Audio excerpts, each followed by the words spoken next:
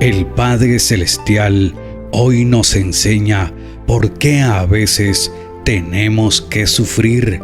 Hebreos capítulo 5, versículos 7 y 8.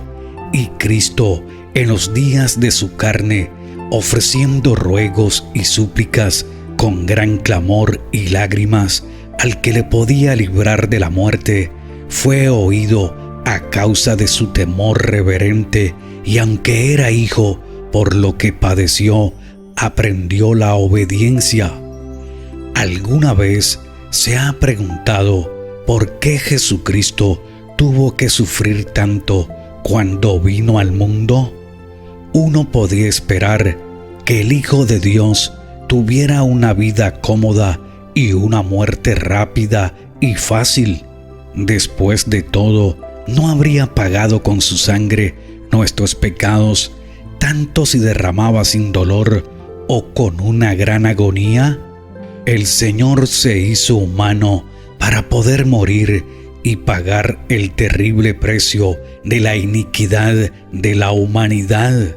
El dolor que experimentó refleja las grandes consecuencias de nuestra transgresión.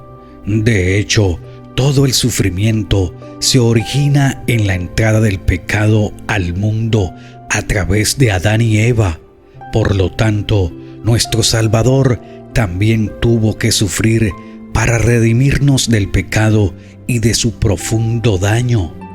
El Santo Hijo de Dios, que nunca se había rendido al pecado, luchó con la perspectiva de ser el portador del pecado en la cruz.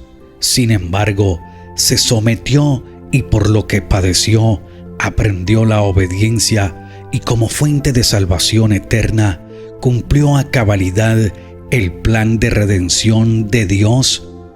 Cuando sea un desafío para nosotros obedecer al Señor, necesitamos la ayuda de aquel que sufrió por nosotros.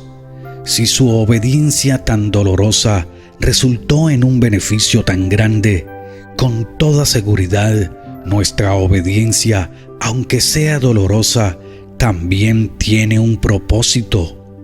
Job capítulo 2, versículo 12.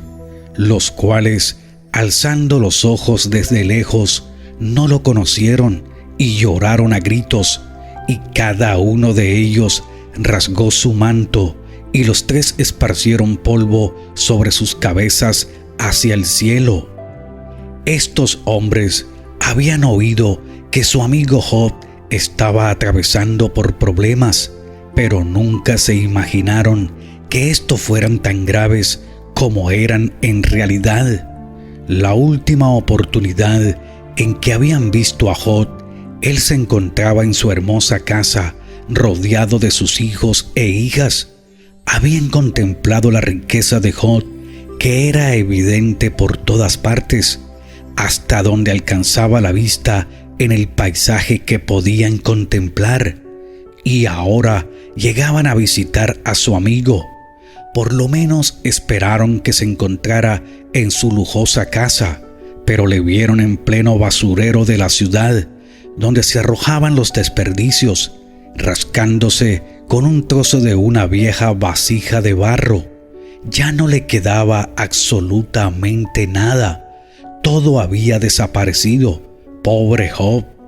Y estos amigos se lamentaron con él, lloraron y gritaron de dolor. Y por 7 días ellos se sentaron con él y no dijeron ni una sola palabra. Simplemente pasaron 7 días y 7 noches sentados allí junto a Job. Durante aquellos 7 días de lamentación, Job estuvo bajo su mirada crítica y ellos meneaban sus cabezas con un gesto de comprensión. Eran personas brillantes, filósofos, que dedicaban mucho tiempo a pensar. Estuvieron reflexionando todo ese tiempo y llegaron a una conclusión. Llegaron a ella desde diferentes perspectivas, pero la conclusión era la misma. Job tenía que haber sido un pecador terrible para que le ocurrieran estas cosas. Dios tenía que estar castigándole, y lo mejor que podía hacer Job era enderezar su vida. Esta fue, pues, la conclusión a la que llegó cada uno de ellos. Igualmente hoy, Dios utiliza cualquier dolor en tu vida para ordenarte y luego bendecirte. Primera de Pedro, capítulo 4, versículos 1 y 2. Puesto que Cristo ha padecido por nosotros en la carne, vosotros también armaos del mismo pensamiento, puesto quien ha padecido en la carne terminó con el pecado, para no vivir el tiempo que resta en la carne conforme a las concupiscencias de los hombres, sino conforme a la voluntad de Dios. El compromiso que Dios nos llama a tener no es más grande que el compromiso que tuvo Jesús al soportar el sufrimiento por nuestra salvación. En los últimos días necesitamos tener un gran compromiso con Dios para poder soportar las grandes tribulaciones. Jesús nos comunicó la misma idea cuando dijo que cualquiera que vaya en pos de Él debe tomar su propia cruz y seguirlo. Tomar su propia cruz significa comprometerse y no mirar para atrás. Hebreos capítulo 4, versículo 15. Porque no tenemos un sumo sacerdote que no pueda compadecerse de nuestras debilidades, sino uno que fue tentado en todo según nuestra semejanza, pero sin pecado. Algunos dicen: ¿cómo me puede entender Dios? ¿Acaso Él ha pasado por las cosas que yo estoy pasando? A veces tenemos la imagen de un Dios lejano e inalcanzable, un Dios que está muy lejos de la vida y la realidad, un Dios a quien nuestras dificultades y tentaciones no lo pueden tocar. Bueno, el Señor Jesucristo, aquel en quien toda la plenitud de la divinidad habita en forma corporal, ha pasado por todo esto, ha pasado por todo aquello por lo que tú puedes estar pasando ahora mismo, a través de todas las tentaciones que pueden estarte probando o por todas las tormentas que te pueden estar golpeando. Porque Él ha pasado por todo esto, te puede entender, puede compadecerse completamente del dolor, de las injusticias y los deseos del alma humana.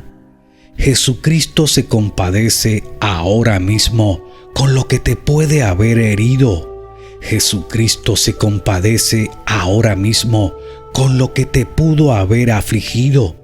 Jesucristo se compadece ahora mismo con todos tus padecimientos, todos tus problemas, cada lágrima que pudiste haber derramado y cada ansiedad que puedas tener.